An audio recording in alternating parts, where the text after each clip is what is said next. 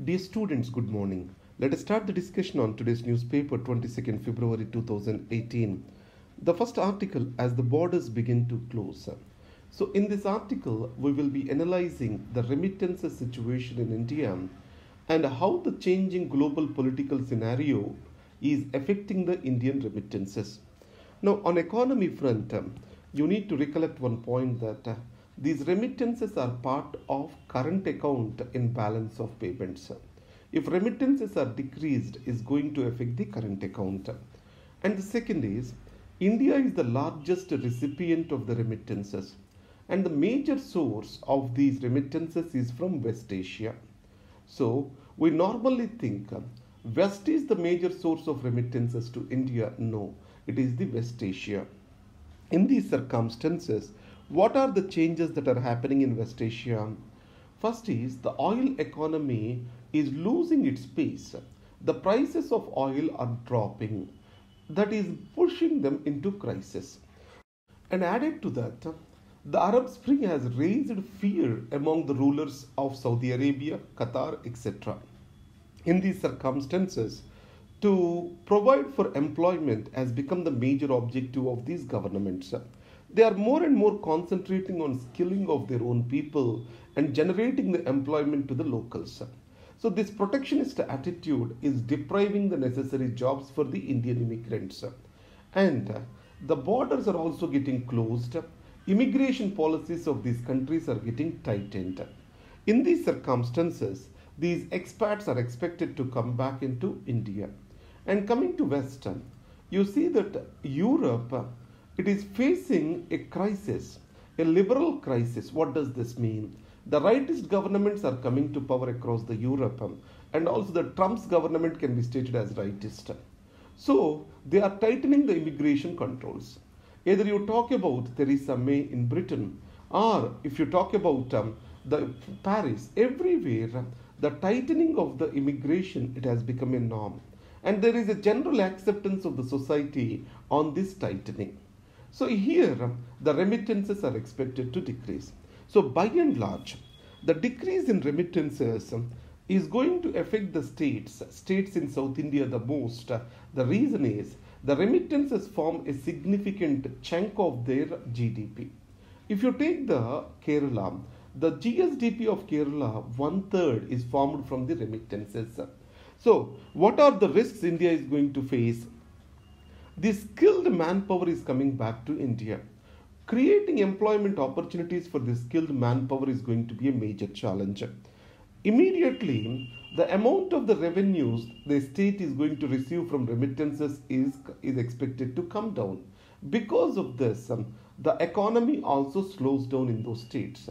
How to face this is a major challenge. So, the changing scenario has to guide our policy decision. That's what this article talks about. And then, learning from Kaveri. My first point here is water has to be depoliticized. Most of the political parties think raising the emotions surrounding the water issue will provide the electoral benefits for them. But it did not prove right in most of the elections in India. So, Amarinder Singh, he lost when he raised the issue of Sutlej Yamuna link canal, and similarly the Congress lost in Karnataka when it has tried to emotionalize the Kaveri river water issue. So in this context, there is no certainty of win in the elections if water is politicized. So in these circumstances, the Supreme Court recent judgment in Kaveri river water is a win-win situation. Why? The Karnataka has got increased allocations to the tune of 14.5 TMCs. On the other hand, Tamil Nadu got a permanent mechanism for releasing of the water on a timely basis. It means Kaveri River Water Management Board is being created. So that is a win-win situation. So in this context, creating a permanent institutional mechanisms to solve the interstate river water disputes is a forward step.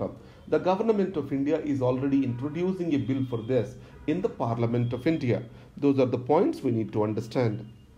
Power games. Here two statements you have to understand. Accountability and authority, they cannot be dissociated from each other. Now, Authority without accountability is dangerous. Accountability without authority is meaningless. It means if there is a dissociation between them, it may lead to corruption, irresponsibility, or decreased quality of public services, whatever this we can call collectively as bad governance. In Delhi, this is what is exactly happening. The responsibilities of Lieutenant Governor and the elected government are not clearly delineated. And Lieutenant Governor is an appointed authority, and elected government is expected to follow the Lieutenant Governor. So, in such a scenario, the bureaucracy being controlled by the Lieutenant Governor is not following the elected government, but responsibility of delivering the public services is in the hands of the elected government. So, there is a clear authority responsibility dislocation over here. And second aspect, the bureaucracy has to work on the principle of neutrality.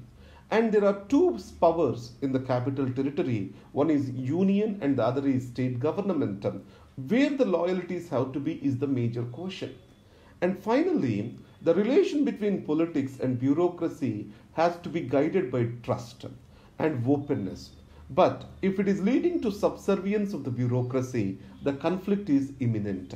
So these are the points we need to understand. Finally, unity of command. If geoparadized, then it will lead to the indiscipline. So now the chief secretary is subjected to the dual command. The command from Lieutenant Governor and also command from the chief minister. So obviously this dual command is going to create confusion and chaos. So the existing situation in Delhi has to be changed. Till the situation is changed, the state government is expected to function within the existing framework itself to win the credibility of the people. That's what we have to understand. The fire and fury. So this is about ongoing civil war in Syria. You know that the Syrian regime is supported by Russia, Iran and Hezbollah. So because of this support, it was able to gain an upper hand over the rebels. In attacking the rebels, the Syrian regime is showing least regard to its own people. It is a massive human rights violation. That's what this article talks about. Now, let's go to the next page. Trump's India Connect. So, Mr. Trump, the president of USA, when he was the chairman of Trump's International, he had strong business interests with India. And outside USA, one country which he has to state where he has a strong business connect, it is India. And second is, the President Trump's son, he is visiting India both for business and also diplomacy. So this combination of private interest and public interest, obviously a conflict of interest. Many of the countries did not allow for such meetings for avoiding unnecessary controversies. Only the countries which are expected to allow that are India, Israel and Saudi Arabia. So why India is moving so close to United States of America? So in this context, India is a major defense partner and Trump's administration is more transactional rather than strategic. So it wants to act as a salesman of weapons and India is a good market for United States of America. And there is a common factor called China.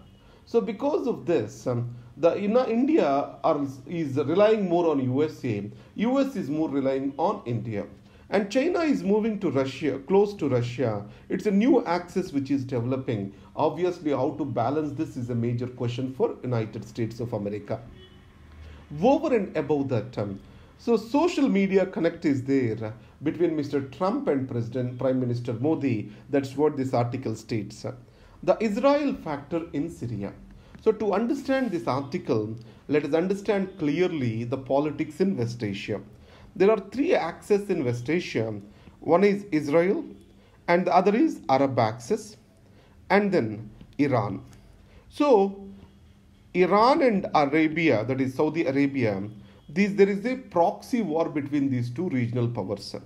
So the Saudi Arabia is a Sunni state, Iran is a Shia state. Iran supports Mr. Assad, who is also a Shia. And Saudi Arabia supports the rebels who are Sunnis. And in this process, The Syria, there is an area called Golan Heights. In 1967 war, this Golan Heights was occupied by Israel.